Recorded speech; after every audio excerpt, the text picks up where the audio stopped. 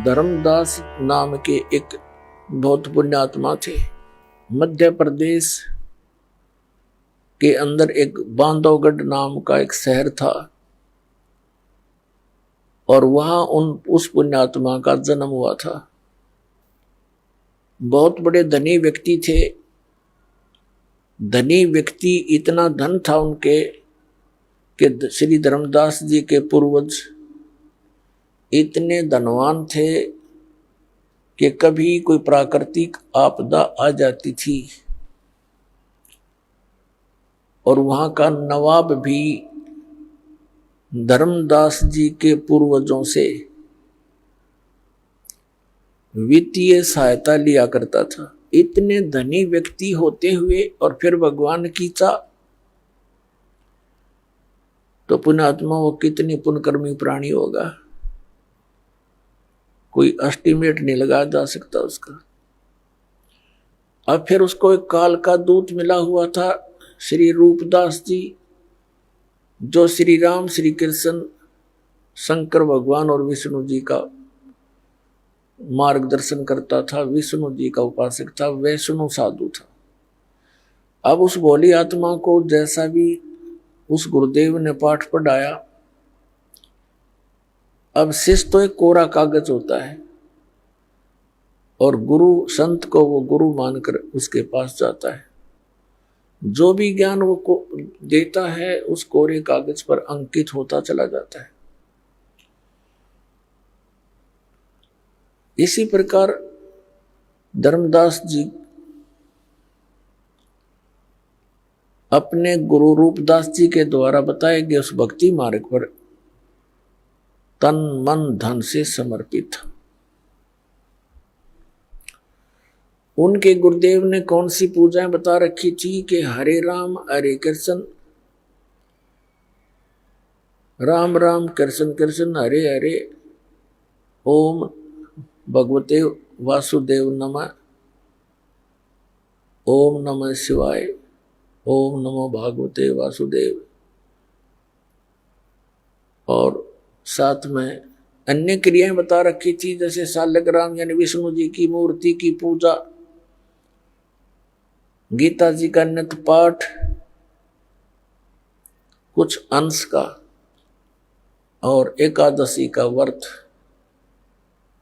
श्राद्ध निकालना, पितृ पूजाएं, तीर्थों का भ्रमण, तीर्थों में स्नान करने से कल्याण होगा।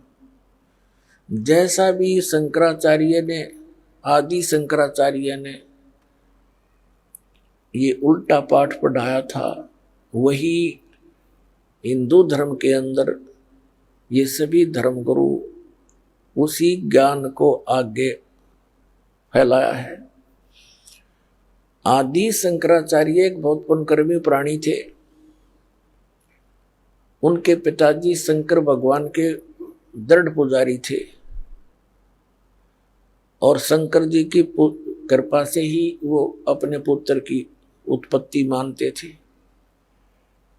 8 वर्ष की आयु में आदि शंकराचार्य जी परमात्मा के लिए संत की खोज में चल पड़े। एक संत किसी गुफा में रहता था, उसकी बहुत बोलबाला था, प्रशंसा होती थी, सबकी जुबान पर चढ़े हुए थे और वो महीने में, 2 महीने में, 15 दिन में गुफा से निकला करता था। उसकी महिमा और प्रशंसा सुनकर वो बालक शंकराचार्य वहां पहुंच गया। 15-20 दिन वहीं बैठा रहा, टस से मस नहीं हुआ। जब वो बाहर आया, उसे अपने कल्याण के लिए मार्ग जानना चाहा। उसने क्या पाठ पढ़ा दिया कि जीव ही ब्रह्म है, तू खुद ही भगवान है, तू भूल गया अपने आप को, अपने आप में लौट जा। ये शरीर तू नहीं है, ये मन तू नहीं है, हाड़ चाम का पुतला तू नहीं है, तू तो निर्लेप आत्मा है, बस तू खुद भगवान है। अब उस कोरे कागज पर जो लिख दिया उसने फाइनल मान लिया और इसी ज्ञान को आगे संसार में फैलाने लगा, बढ़ाने लगा। तो उस समय भी हमारे पूर्वज इतने बुद्धिमान थे, उन्होंने उनसे कहा कि स्वामी जी, आप कह रहे हो कि जीव ही भगवान है, जीव ही ब्रह्म है, फिर ठीक है, आप अपना काम करो, हम अपना कर रहे हैं, तो आप भी भगवान और हम भी भगवान। फिर और करना क्या रह गया, फिर क्या करे बताओ। आप कह रहे हो जीव भगवान है और यही ज्ञान देते फिर रहे हो, ठीक है हमने पता लग गया, तू भी भगवान हम भी भगवान, चल अपना काम कर। अब उसने सोचा भाई ये ऐसे तो ये पंथ बढ़ेगा नहीं, यह तो बहुत बात बिगड़ी, और बात भी सच्ची है। जब भगवान ने है हम सारे, तो फिर क्रिया क्या रहेगी फिर, और साधना क्या करेंगे भी। तो उसने भी फिर शर्मिंदा होकर और कोई चारा ना देखकर, क्योंकि पिछले संस्कार उसमें भरे हुए थे श्री राम और श्री कृष्ण के, तो उसने कहना शुरू कर दिया कि श्री राम श्री कृष्ण और शंकर भगवान और विष्णु जी की पूजा करा करो। और तीर्थों पे मंदिरों में ये उसी के दोबारा उसी का पनपाया हुआ ये ज्ञान है। इस कारण से उसी परंपरा से आगे चलकर रूपदास नाम के एक संत थे, आदरणीय धर्मदास साहिब जी अपने पूज्य गुरुदेव रूपदास जी के द्वारा बताए गए मार्ग के अनुसार 68 तीर्थों पर घूम रहा था। जब वो वृंदावन के अंदर यानी मथुरा के अंदर पहुंचा, अब मथुरा की महिमा ये कैसे सुनाते हैं हमारे धर्मगुरु कि वहां भगवान श्री कृष्ण ने लीला की थी, क्रीड़ा की थी, भगवान कृष्ण वहां पर घूमा फिरा करते थे, उसके चरण टिके हुए हैं और उस तालाब में स्नान किया करते थे। गोवर्धन पर्वत को भगवान श्री कृष्ण ने उठा लिया था, वहां जाने से कल्याण हो जाएगा। अरे भले आदमियों, भगवान श्री कृष्ण जी ने, अब आगे बताएंगे, तो परमात्मा उनसे मिले। धर्मदास जी जैसा भी क्रिया बता रखी थी, मथुरा के तालाब में स्नान किया जिसको वो तीर्थ मानते हैं, और उसी में से एक लोटा जल का भर लाया। पहले तो कुछ स्थान गोबर, गाय के गोबर से और मिट्टी मिला करके लीपा, और फिर उसके ऊपर एक बढ़िया कपड़ा बिछा के पहले तो भगवान विष्णु की मूर्ति को स्नान कराया, एक थाली में रख के उसको फिर सारे कपड़े पहनाए, तिलक तुलक लगाया, मुकुट रख दिया, और उसको धूप दीप दे के लगा गीता जी का पाठ नित्य नियम करता था। वो भगवान परमात्मा, वो सतपुरुष, वो हमारे पिता हमारे लिए भटक रहे हैं। वो उस समय काशी में रहा करते, काशी में प्रगट थे, एक जुलाहे की भूमिका कर रहे थे।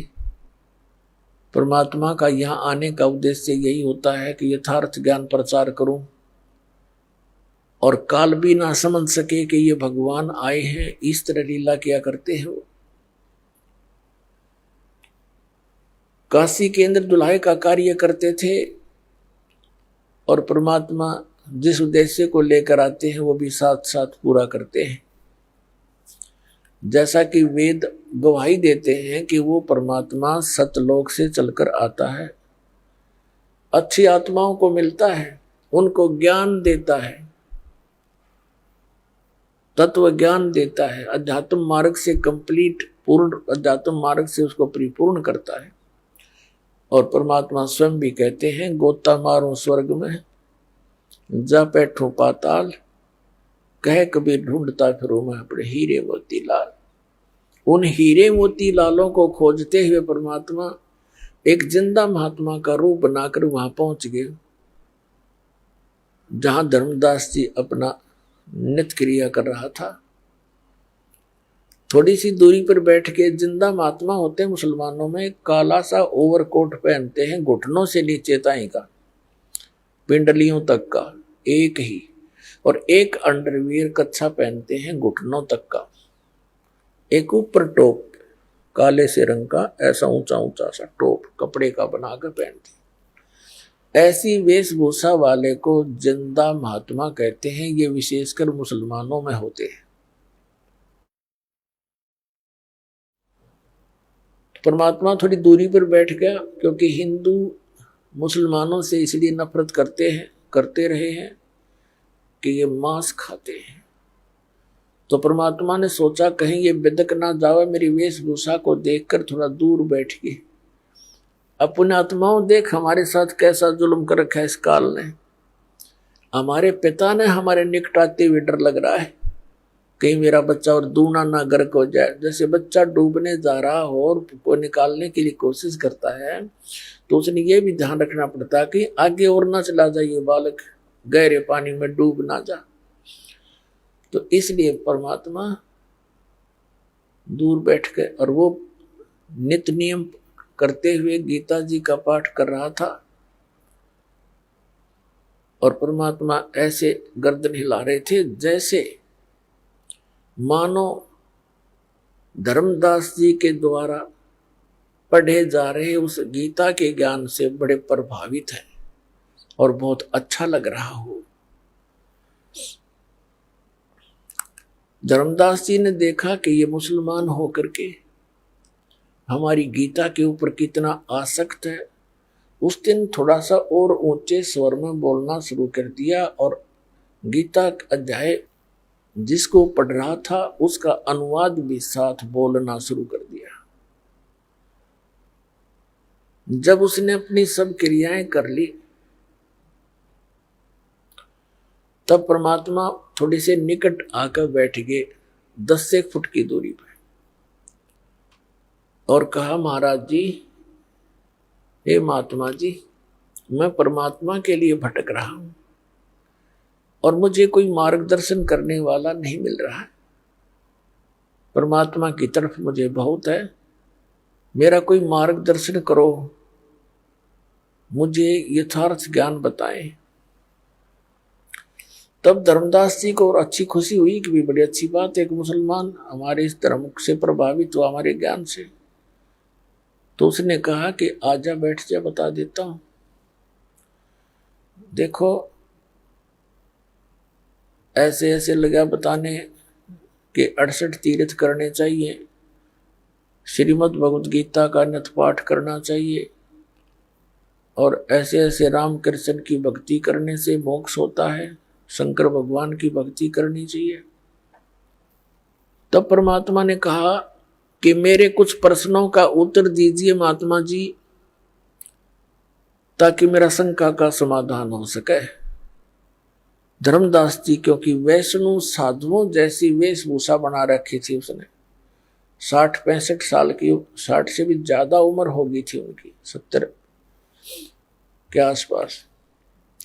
और उस समय उसने अपने वेशभूषा एक वैष्णव साधुओं संतों जैसी बना रखी थी। गले में एक कंठी, एक तुलसी की माला, मणिया होता है मन का बस, और लंबा सा तिलक यहां से लेकर यहां तक पूरे नाक पर लगाते हैं, माला डाल रखी अन्य मालाएं।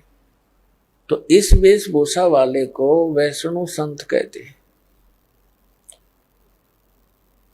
तब परमात्मा ने कहा कि महात्मा जी, मेरी कुछ शंकाओं का समाधान कीजिए, मुझे ये बताइए कि ब्रह्मा विष्णु महेश जी के माता पिता कौन है। अब धर्मदास जी जो पाठ पढ़ रखा था वही लगा सुनाने, ये तो अजर अमर है, इनका कोई माता पिता नहीं है, सर्वेश्वर है, श्री कृष्ण विष्णु ये एक ही है। तब परमात्मा ने कहा कि श्रीमद् भगवद गीता का ज्ञान बोला किसने महात्मा जी। धर्मदास जी ने कहा कि श्री कृष्ण भगवान ने बोला। श्री कृष्ण भगवान विष्णु जी के अवतार हैं, रजगुण ब्रह्मा जी है, सतगुण विष्णु, तमगुण शिव जी, ये तीनों ही भगवान अजर अमर हैं, यही सचिति उत्पत्ति और संहार यही करते हैं। तब परमात्मा ने कहा कि अभी आप जो गीता पढ़ रहे थे, गीता जी अध्याय नंबर 4 के श्लोक नंबर आपने 5 में पढ़ा, 9 में पढ़ा,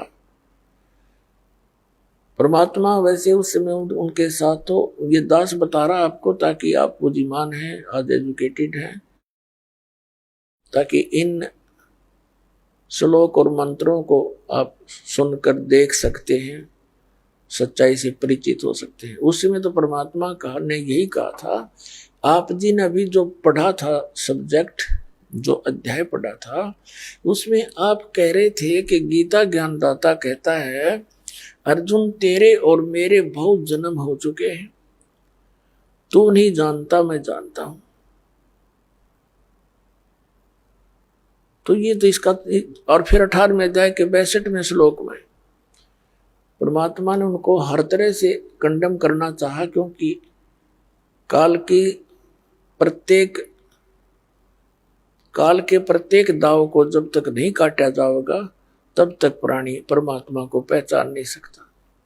तब परमात्मा ने कहा कि मैंने एक जगह में सुन रहा था गीता का पाठ, एक ब्राह्मण सुना रहा था, वो कह रहा था 18वें अध्याय के अंदर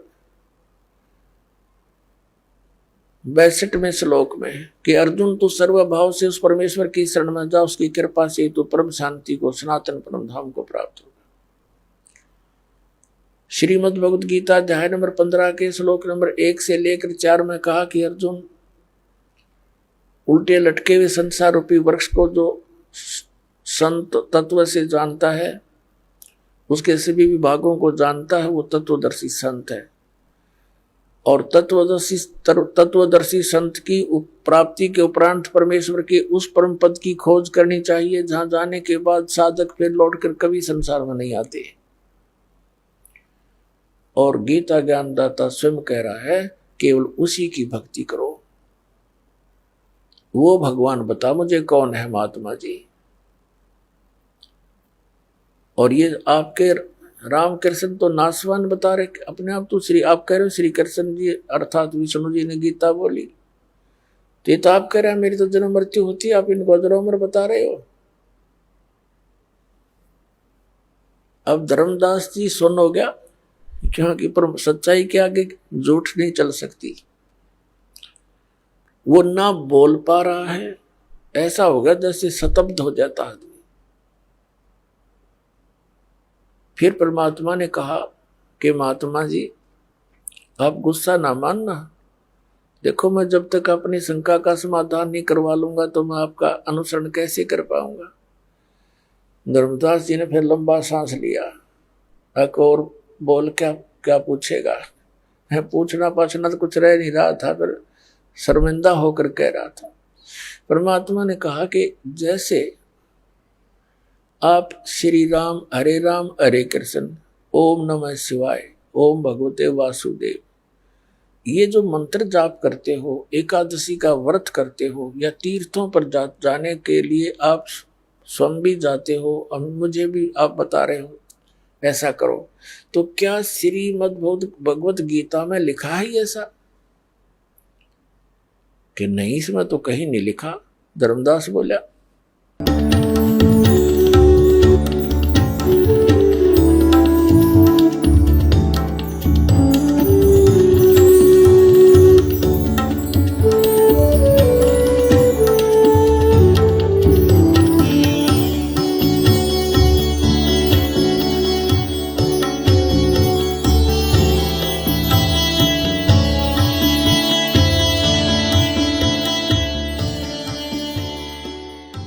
आप सुन रहे थे जगत गुरु तत्वदर्शी संत रामपाल जी महाराज जी के मंगल प्रवचन। अधिक जानकारी के लिए विजिट कीजिए हमारी वेबसाइट www.jagatgururampalji.org। संत रामपाल जी महाराज जी के शुभ आशीर्वाद से पूरे विश्व भर में 500 से भी ज्यादा नाम दीक्षा केंद्र हैं, जिन पर संत रामपाल जी महाराज जी द्वारा ऑनलाइन निशुल्क नाम दीक्षा दी जा रही है। अपने नजदीकी नाम दीक्षा केंद्र का पता करने के लिए संपर्क करें 8222880541।